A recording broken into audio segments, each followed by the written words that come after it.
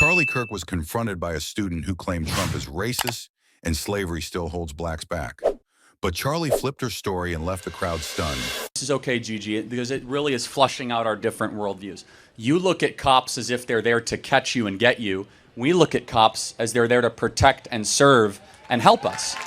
And that's only because in this country, I mean, police used to be able to drag black people out in the streets and hose them down and sick dogs on them and tear them apart. And we never really had the conversation that where do we get away from that? We definitely had the conversation.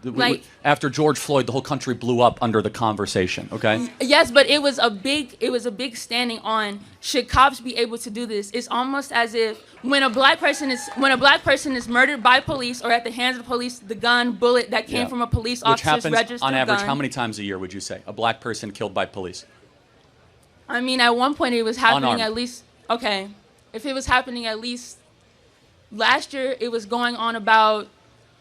It was at least a month that it was a major case. But in terms of the average city, I don't know the average city. Right? I know though, but in terms of what actually makes it to major media, because not everything. It's the Washington Post's own database, left wing, 10 black individuals a year. So here's my contention. Go ahead. So you have a population that dads are not around, that is very, very murderous per population capita, that is very violent, more likely to be involved in gangs, and we, as conservatives look at that and we say, wait a second, like the problem is within the community.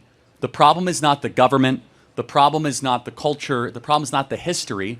Instead, really what needs to happen is black leadership, black pastors, and black dads need to go into the black community and say, we're better than this. Cut the killing, cut the violence. Do you know the most, one more point. Go ahead. Who is, outside of heart disease and all that, what is the #1 killer of black people in America? I know about like diabetes, but... Fellow black people. A black person is far more likely to be killed by another black person than anything else.